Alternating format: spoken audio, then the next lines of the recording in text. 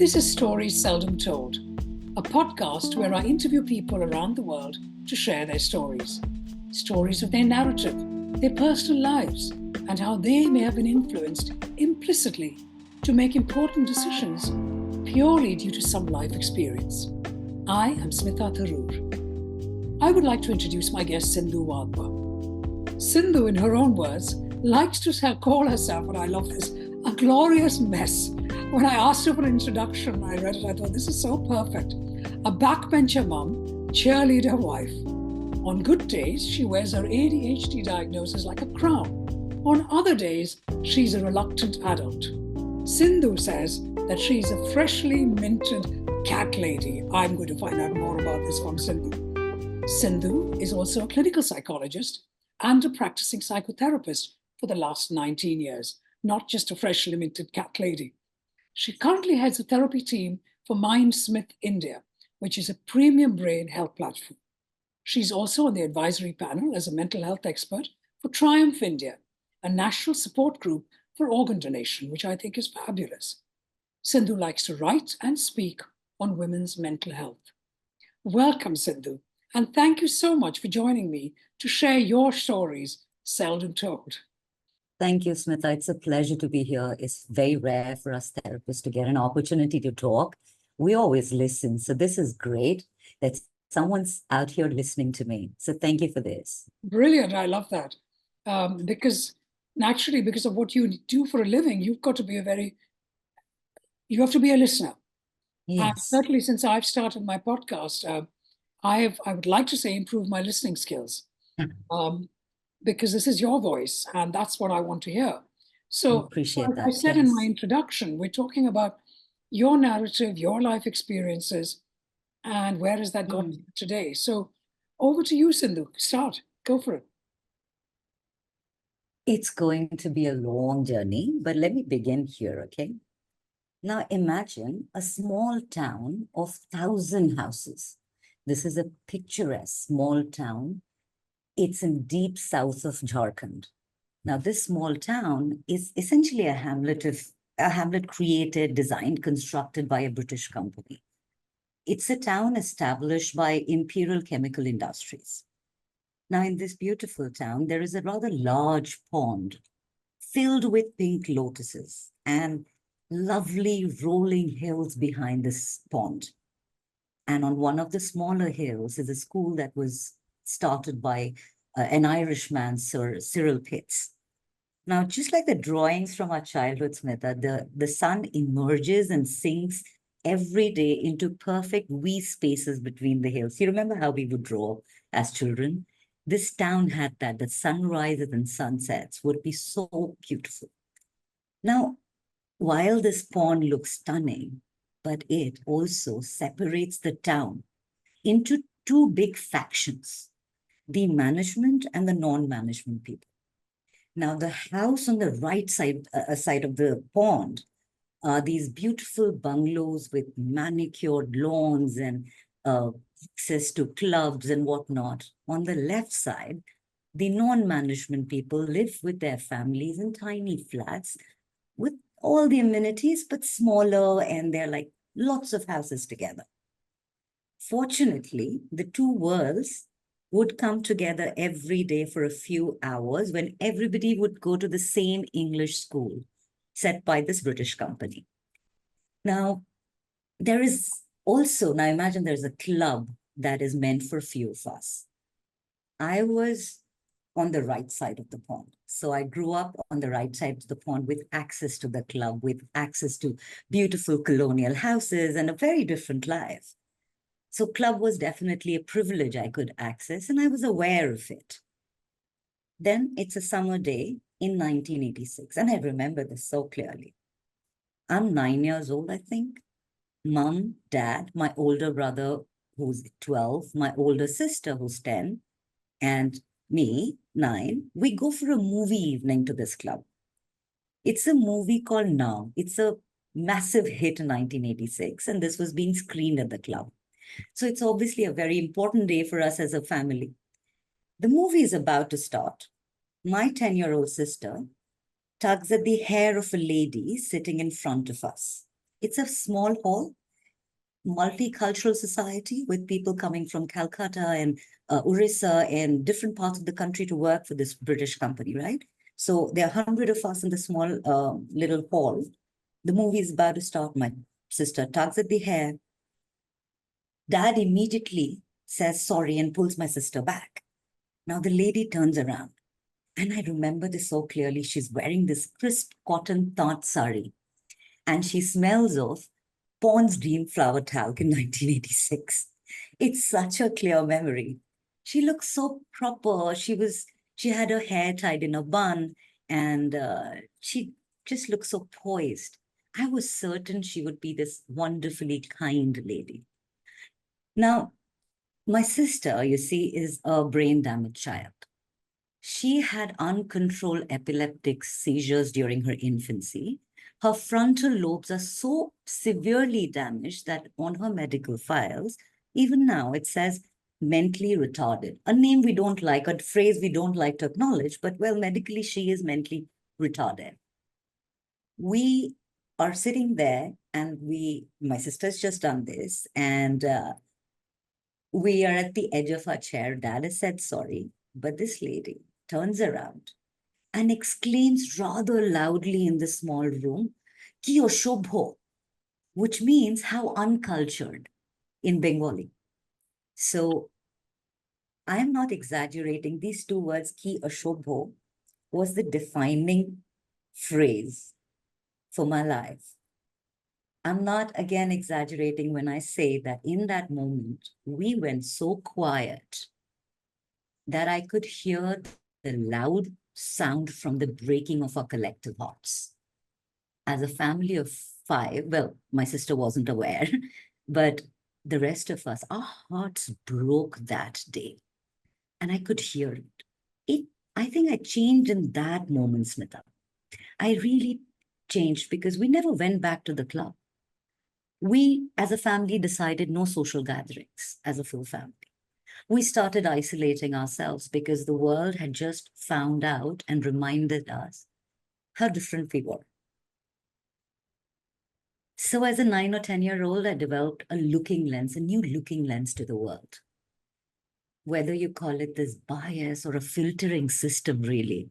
But as a young child, I now had an internal filtering system. Hold on. All in. This is incredible because I want, because you're going to move on, I know, to the next point of your filtering system, but I want to pause. Yeah. And I want us to, for all of us, I'm talking about me, let me be selfish and reflect a little bit on your story and focus on what I'm taking away from this story.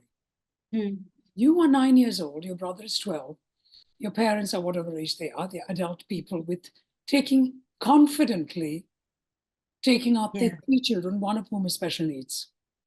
Yeah. But because of that one sentence of saying, your family have no culture or are uncultured, your parents take this so much to heart that they shut themselves in, and along with themselves, they are shutting their 12-year-old and their 9-year-old in with them. And of course, their 10-year-old. But as you said, because she's special needs, she understands less. But their 9-year-old and their 12-year-old, she shuts them in. They shut them in with themselves. Now, before you even talk about your filter and your lens, what I want to understand, I'm making an assumption.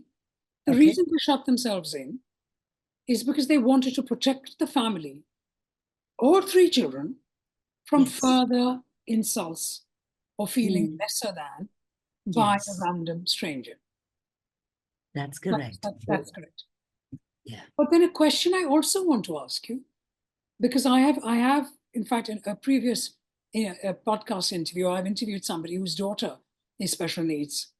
And she talks about that at length and her relationship with her daughter and society and so on. And of course, you can't speak on your parents' behalf, and you and I, they made the decisions, not you. Had they never experienced this before? What was so special about this one or this time that made them close themselves in? That's a very interesting question. You know why? Because till then, till that point, they had remained very protected and they had protected us. Going to the club was almost symbolic of coming out to the world, right? And it was a small town where everybody talked. And it doesn't end there. You have to also understand these were young parents, very young parents, who were told and socialized to think that they must have been morally wrong in order to make a child with no brain. So they were carrying the bags and the baggages from their own socialization, conditioning, and learning. They felt terribly guilty about a lot of things. They could not further carry the burden of hurting the other two children. Right? So in that moment, while it was not a very wise and adult decision at that point, but they did what they thought could protect us. It didn't protect us. It isolated us. Right? And of course, the story gets beautiful later when they moved to Philippines. I grew up, the other part of my life was in the Philippines. So when they went to the Philippines, that society, that culture, the idea of servitude, the idea of care, the idea of, bringing in people of all kinds into the mainstream fold, it was a part of your everyday life. My sister, my family experienced something so beautiful that now we take my sister everywhere. Since the last 20 years, we go with her everywhere because we've learned the world's not a nasty place. They're not out there to get us. But in that moment, in our vulnerability, I think we decided as a family that this thinking trap, well, now I can call it thinking trap, but back then, this sort of a filter system could keep us all okay. She wouldn't create any, any conflict, any issues in society. We didn't have to take her. She would drop things and she would say things. We didn't have to deal with all that. How about we just kept her at home and then mom, dad could go again alone, or my brother and I could have our own friends. So my parents did end up giving us a near normal life. But the fact is that we are our sister's keepers. As harsh as it sounds, my brother and I are our sister's keepers, right? So in that moment, Smita, everything changed. I really developed a very different looking lens, and all information went through that in order to determine safety. I don't even know when and how, but one of the days following this incident at school, one of my classmates joked that if my sister was mental, and that's the word she used, mental, I must be too, because it runs in the family and everybody is mental. I promise you, I never hurt anyone before this, and fortunately never have since then. But that day, I pushed this girl to the tree and slapped and whacked at her. I was scared of who I was becoming. That's who I had become. My world had shrunk. It had grown fangs. It was as theatrical as it sounds. Imagine a gremlin sitting inside of you and just gnawing at you and saying, don't do that. That's scary. Do this. This is in your favor.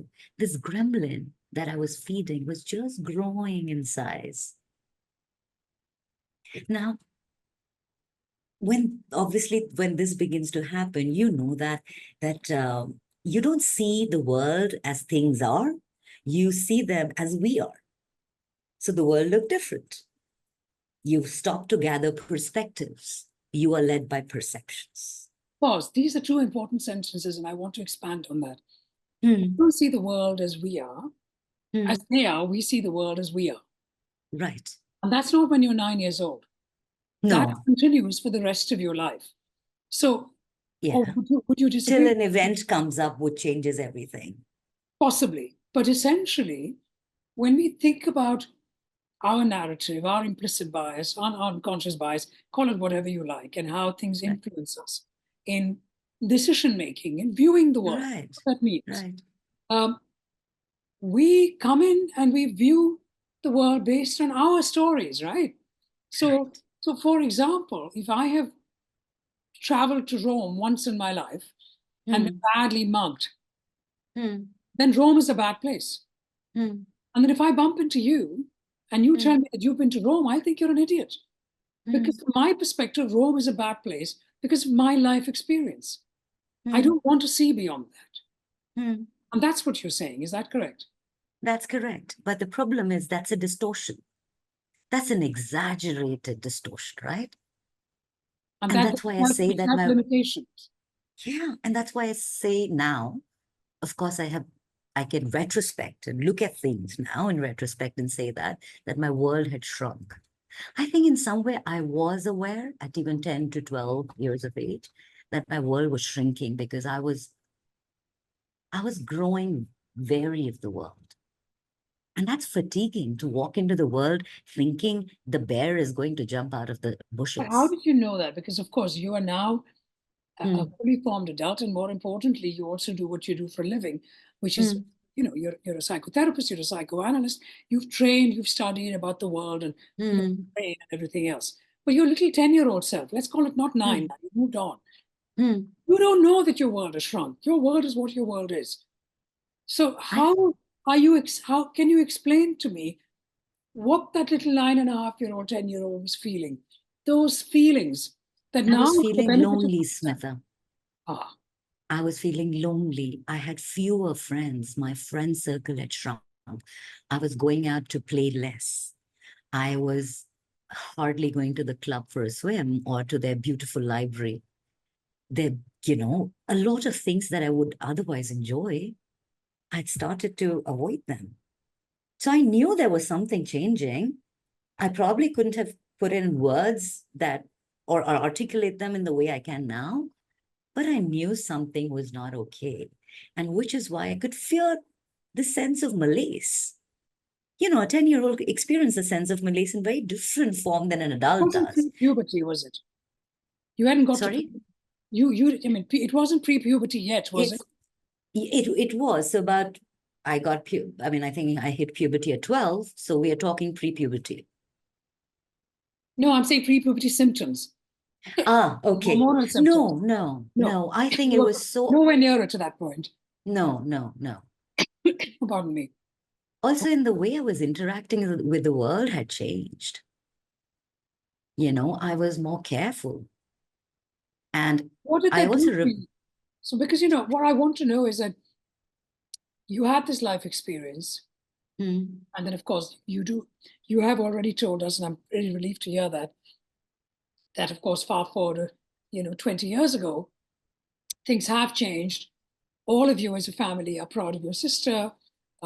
She's not left languishing at home. You go where she goes.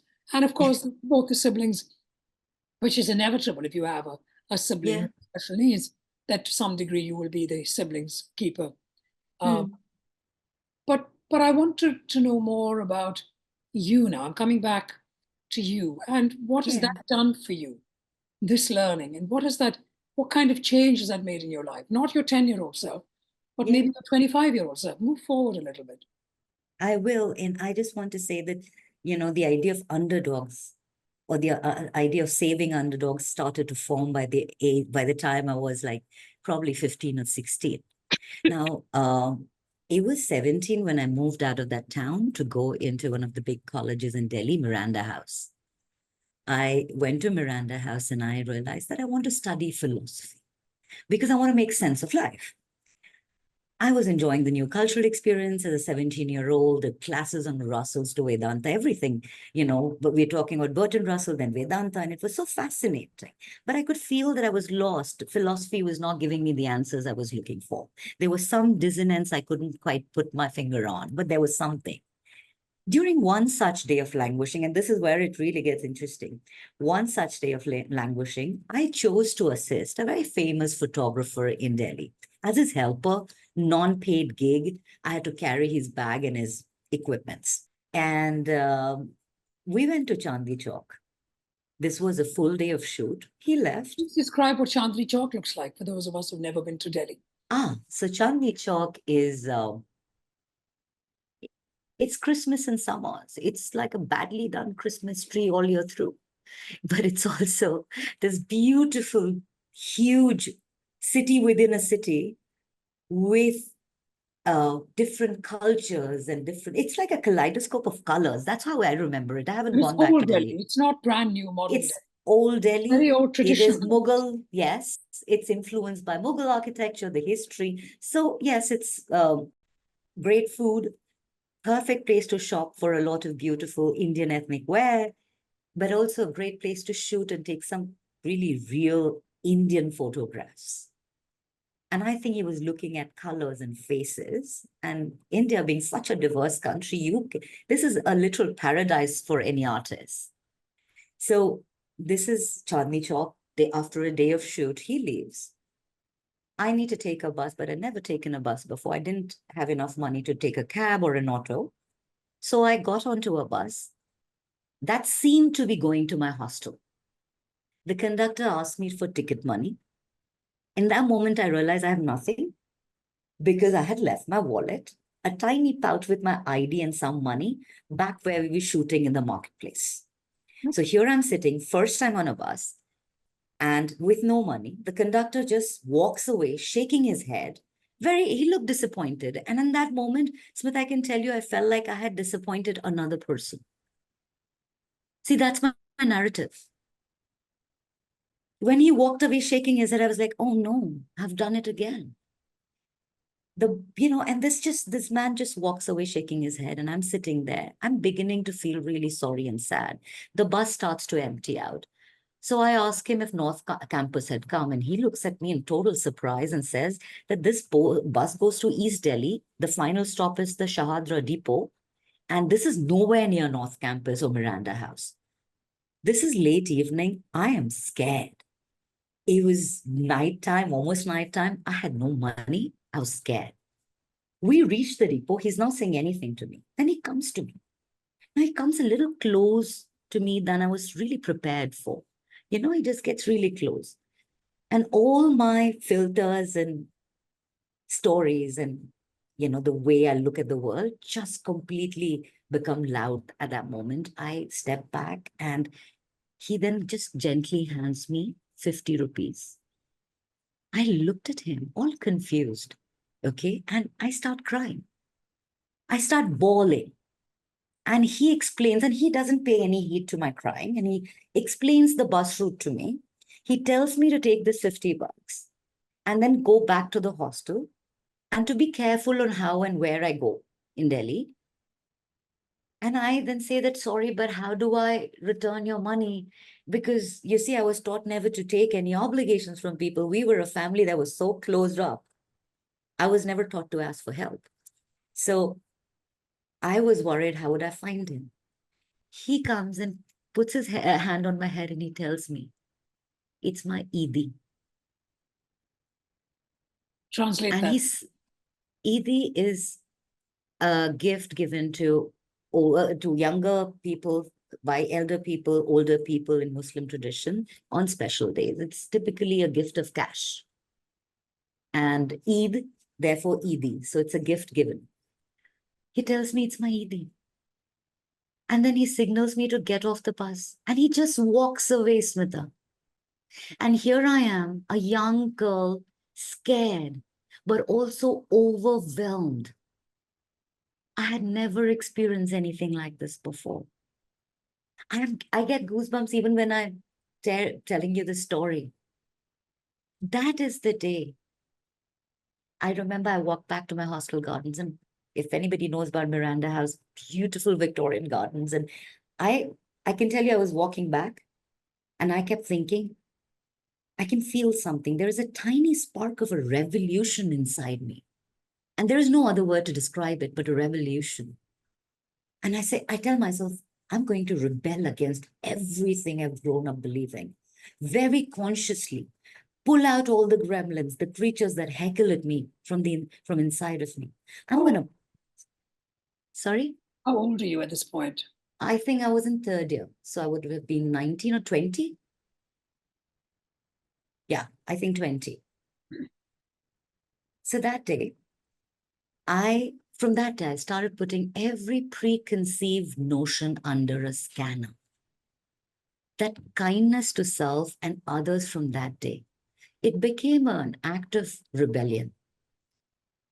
And this didn't happen in a flash. This is not a story that happened in a flash where the caterpillar turns into a butterfly. The important bit, Smita, is, and this is where life happens. I think the caterpillar to butterfly is a very parochial way of storytelling. I think we forget the rebirthing process, the process where the caterpillar is all gooey and Struggling to come out, yes. yes, and also it's dying and it's covered in muck and grime and that cocoon breaks. And it takes a long while to get out of here. People only see the butterfly.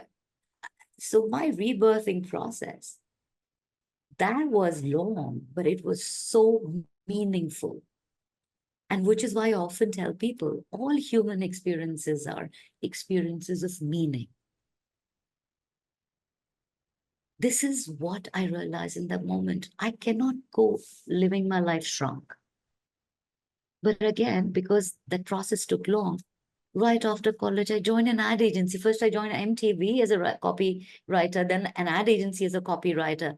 I was running away from what I was supposed to do. First, it was philosophy, then it was ad agencies.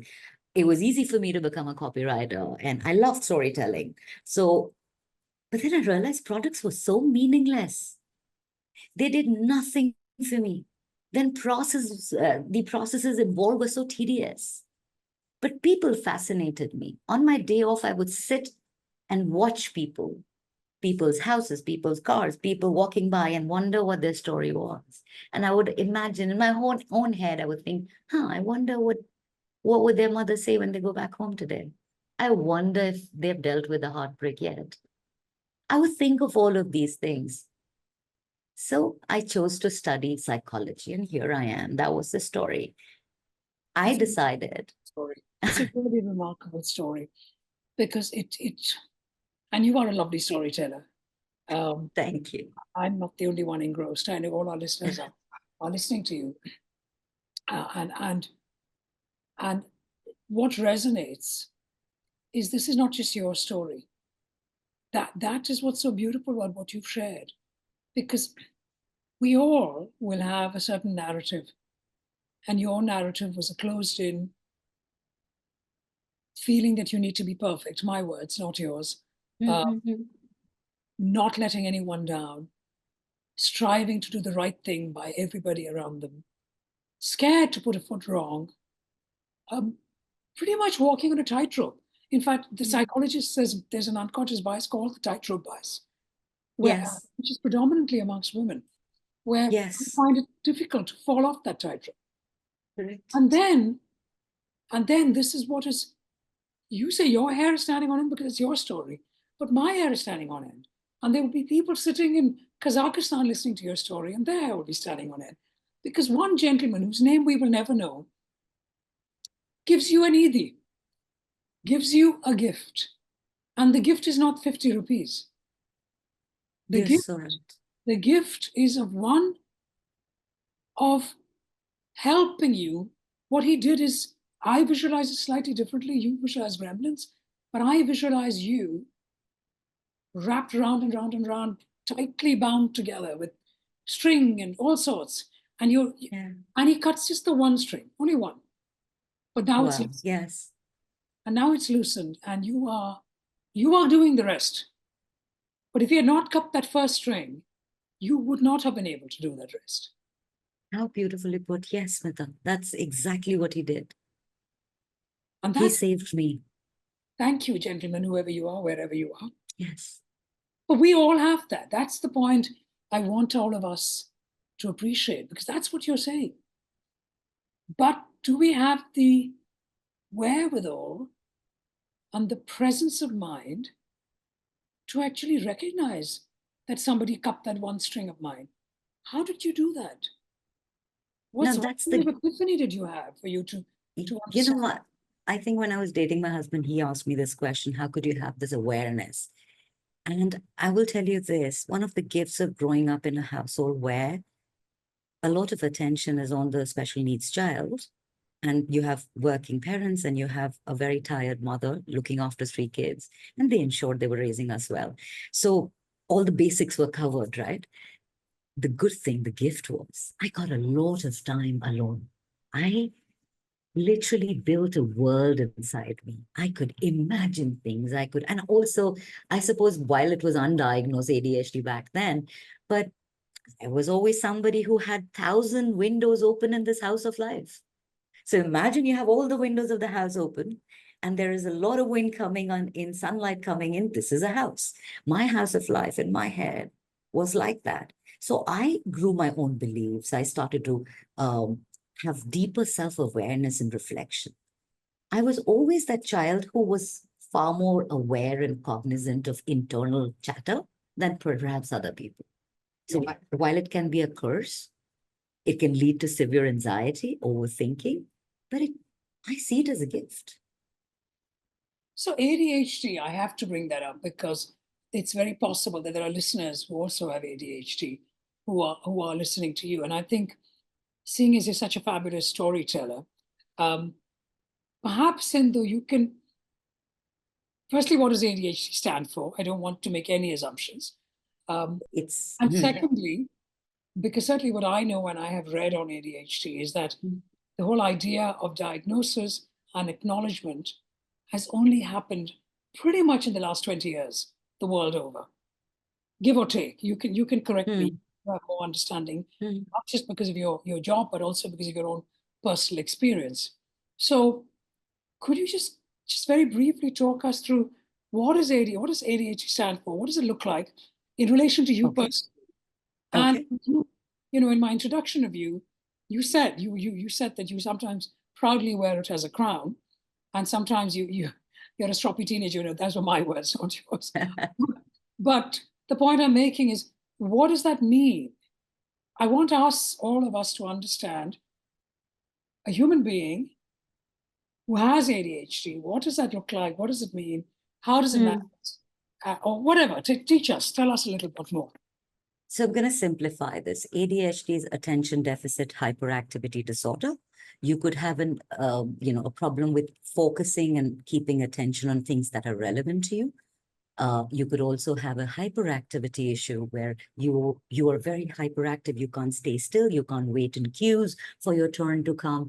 You can't listen to people talking. I have what we call attention type, which means I have a problem staying on course with what people are saying. Of course, now I've trained my brain, but imagine it's like having 1,000 windows open on your desktop. And then there's sounds coming from somewhere and you don't know where the sound is coming from, who's playing the music. It's all happening on the desktop. You have opened these 1,000 windows because your brain opens it up for you. It's a neurodevelopmental wiring issue. So people are born with it. It manifests typically in early childhood to late adulthood. The reason there was no awareness about it is because, look, all of us middle-class Indian kids were beaten into submission. There was nothing called defiance. You're a bad kid or a good kid. It was a binary view of things. So you're either compliant or defiant, right? Good or bad. So we never made room for something as simple as a different brain wiring. Just the layout of the brain is so different. It captures information differently. It sees the world differently.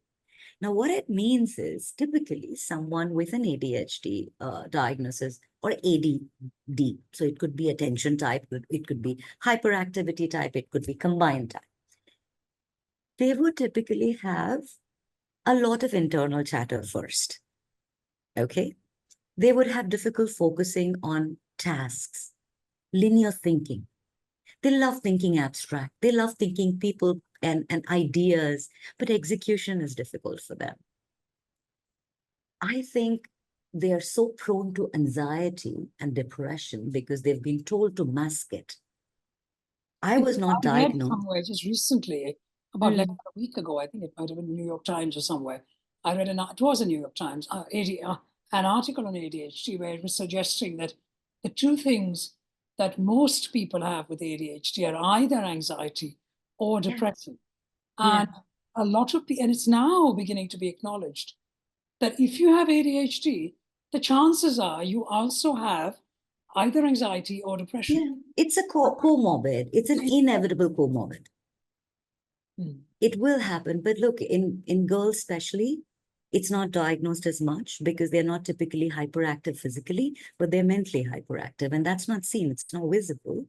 They're reluctant to start tasks that require a lot of directions and a lot of rational thinking. So it's just called a girl thing. Till one day it becomes a huge problem and you realize that, the person you're talking to is not able to follow you. I cannot till date tell you the time from an analog clock. Or if you tell me the direction to your home, there is no chance I can figure it. But give me a human being, give me an idea, I can get hyperfixated, which means I can be so focused, it will look like my only passion in life. And that's what I call a good ADHD day, when I'm able to do 1,000 brilliant things and I feel accomplished, and then I crash. And then I numb myself.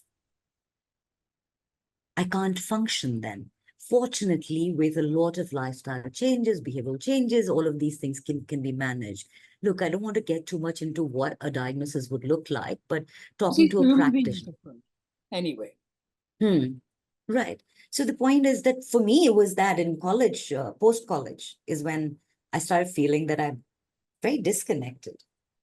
What I used to earlier call dissonance was actually, I really couldn't understand what people were saying. I could see what they were doing if I focused on it, but a lot of multiple stream of information really overwhelmed me. Thank you. Thank you for that, Sindhu. And thank you for sharing that, because it's obviously something very personal to you. But I just thought these are all things, these are also stories seldom told.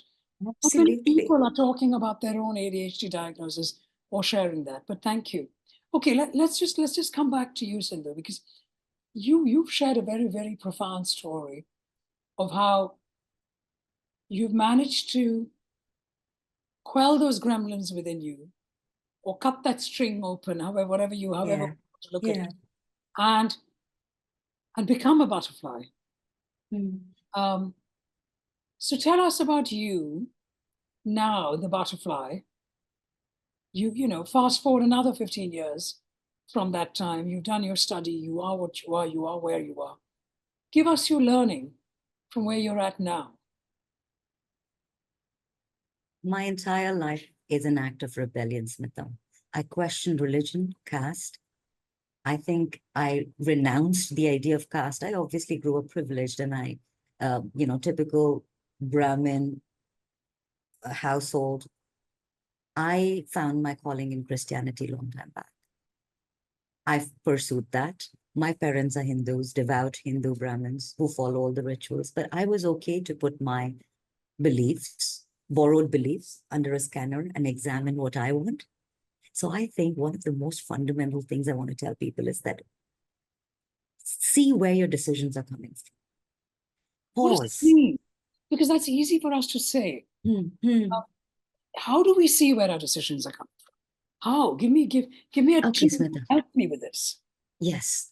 How did you decide to interview me? What was the process that you took to interview me? You're a confident speaker. You were introduced to me by somebody else.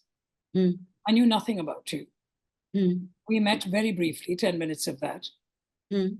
But you were very easy to speak to. And you do what you do for a living. And based on these two facts, because you are very easy to speak to and people can hear that, based on these two facts, I knew instinctively, because of my life experience of whatever, including my podcast, that you will have stories to share. Instinct and life experiences are these are the windows through which you let the sunlight in.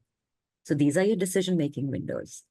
And I wouldn't be wrong in assuming that a lot of your life decisions are actually based on instinct and life experiences. But then how about I say, because what I do for a living is I advise organizations on cultural behavioral change, specifically around our unconscious bias. So if I'm going into a company tomorrow, I would say don't follow that instinct, because we have something called overconfidence bias.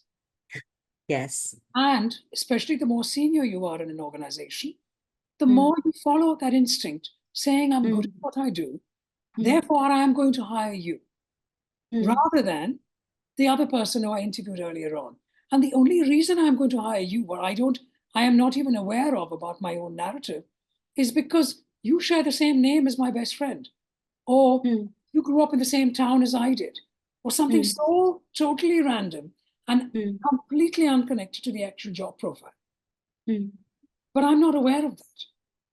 I have done Why are you a split okay? second. It's my brain going fast. Yes, It's the heuristics that making my brain correct. move fast, and it's helping me make a decision, which I'm acknowledging with my overconfidence bias, and I believe it's right. How do we know it's right? Absolutely. And the point is that with 1 million bits of information being processed by the brain every second, heuristics help. They save time, they save energy for the brain, and they are brilliant. The process is brilliant. The problem is when this is your only guiding light to making decisions and managing stress or relationships. I have found it very helpful before making any important decision or before responding to just quieten down for a second and say, why am I doing this? And I call it WAIT. It's an acronym I often remind myself to follow. WAIT, WAIT in therapy is why am I talking? I remind myself of this to slow down because I need to know, why am I talking? Why am I making decisions right now? Why am I responding right now? Where is it coming from? And in a matter of seconds, I can tell you that, like I asked you, how did you make a decision? You told me. You brought something that was unconscious and that was not known to you, an implicit bias, into awareness. Why? Because we were able to extract that. Why were we able to do that? Because we were mindful in that moment. You were focused on giving me an answer. You told me life experience and instinct. Similarly, when you go to an organization, before you recommend a design practice or a solution to the problem that you're solving, I'm sure that you would think about, why am I suggesting this over others? Why is my preference? At the end of the day, your bias is a preference, right? So why do you prefer this over others? What's leading you to it? And if I'm sure a lot of us have heard about, and you definitely would have heard about Edward de Bono's lateral thinking hats, right? 6 thinking hats. Absolutely. Right? In one of those examples, he talks about how someone who has to buy a car, if 2 cars have the same white hats, as in the statistic, the hard facts, and yellow hat as in the positive things and all that, everything is the same. You're going to use the red hat, which is your instinct, your invisible, emotional force to make a decision. Oh, I just like the red car more because red is so happy. You have 2 cars, white and red, with exactly same specs. You will go by the red hat. And I think, Smita, the more we accept who we are as human beings, our biases are not our enemies.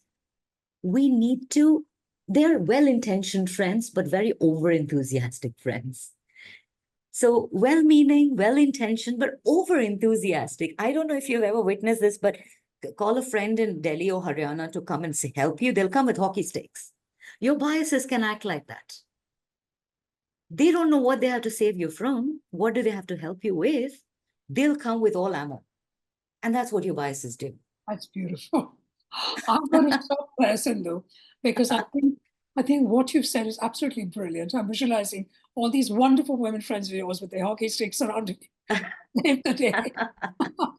I'm visualizing so many things. I'm visualizing that wonderful, wonderful gentleman in Old Delhi, in Chandni Chowk, cutting that first string. And I'm visualizing 4 letters in a large, large banner with flashing lights going flash, flash, flash, WAIT. And what does WAIT stand for? I want you to finish that again one more time. Why am I talking? Or it could be, what am I thinking? You could use both. But I want people to have a mindful pause. Why am I talking? What am I thinking? And we're going to stop there. Thank you. It's been fabulous, Sindhu Wadhwa.